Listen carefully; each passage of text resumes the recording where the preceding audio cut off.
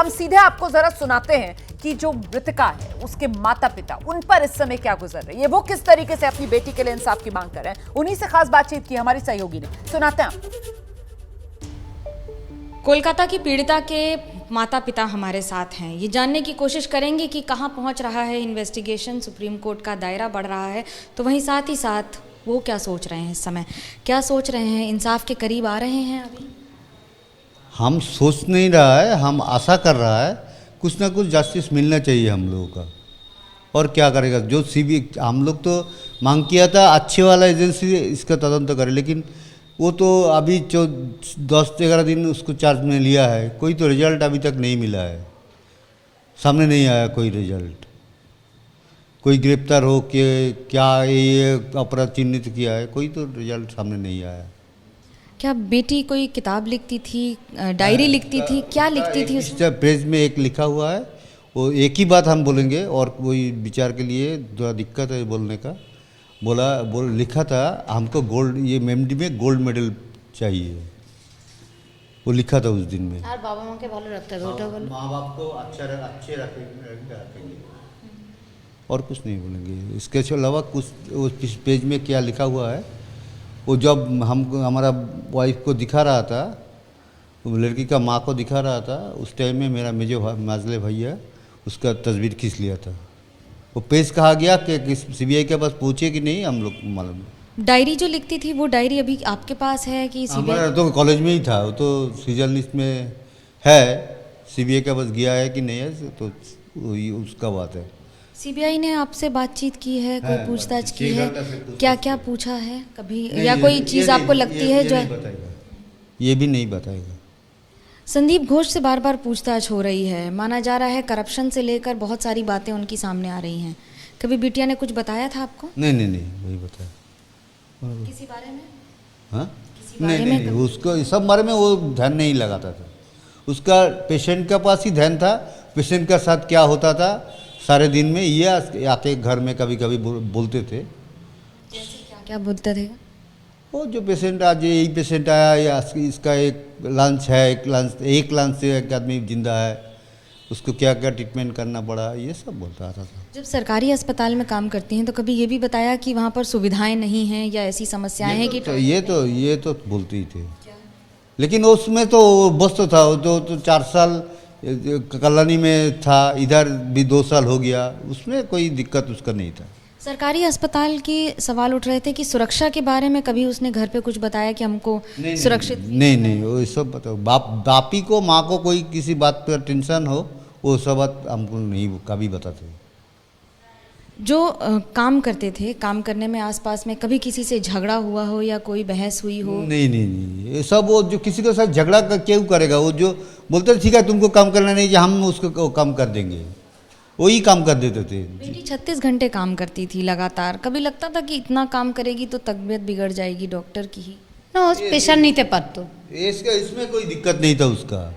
ये वो इधर से आके भी रात 3 बजे 4 बजे तक पढ़ते थे, और उधर से आके कभी कभी पेशेंट भी देखते थे। सरकार पर सवाल उठ रहे हैं कि सरकार किसी को बचाने की कोशिश कर रही है, कुछ छुपाने की कोशिश कर रही है। लेकिन इसके बारे में हम कुछ नहीं बोलेंगे।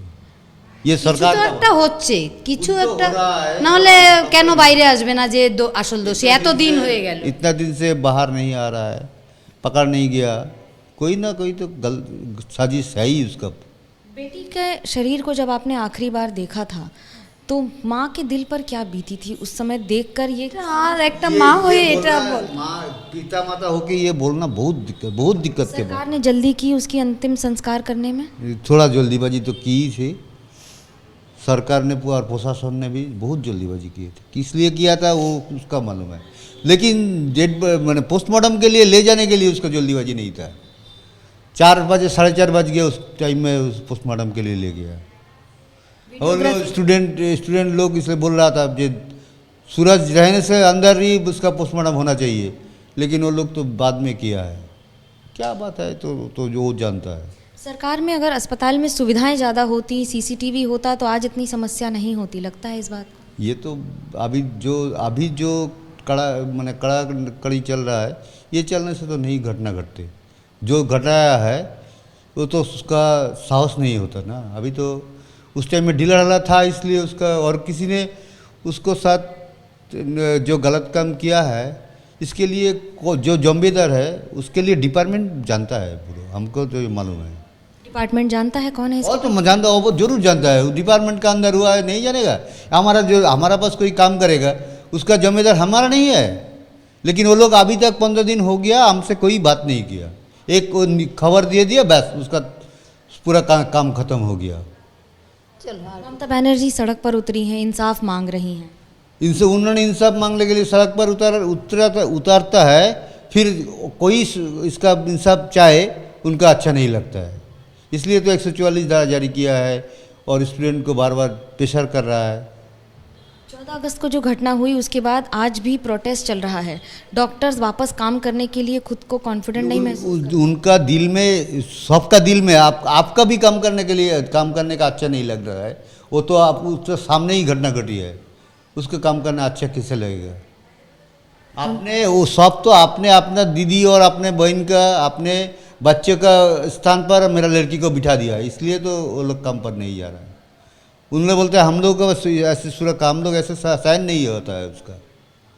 जनता में जो आक्रोश है, जो गुस्सा है, उसको देख के आप क्या अनुभूति करते हैं? गुस्सा है नहीं, गुस्सा तो जो है, इसलिए तो हमको ये हिम्मत है, वो हिम्मत हमारा हिम्मत बढ़ा रहा है।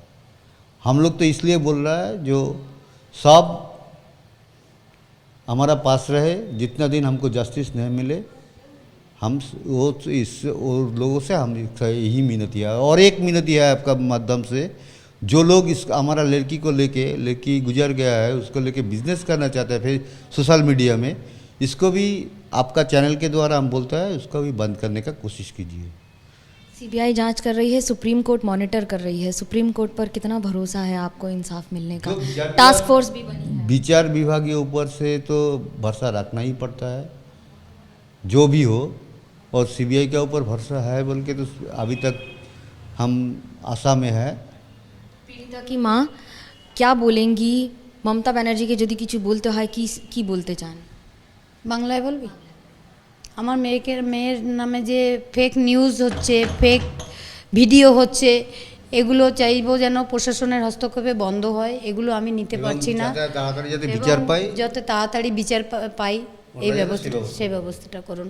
এবং মানে পুরো বিশ্ববাসী আমার পাশে যে আছেন, যত এত লক্ষ লক্ষ ছেলে মেয়ে, মনে করি আমি তাদের কোটি কোটি ছেলে মেয়ে, তারা যেভাবে আমার পাশে দাঁড়িয়েছে, আমি যতদিন বিচার না পাই তারা যেন আমার পাশে থাকে। बहुत सारे लोगों ने आपको फ़ोन किया होगा, क्या बोल रहे हैं लोग फ़ोन करके आपसे?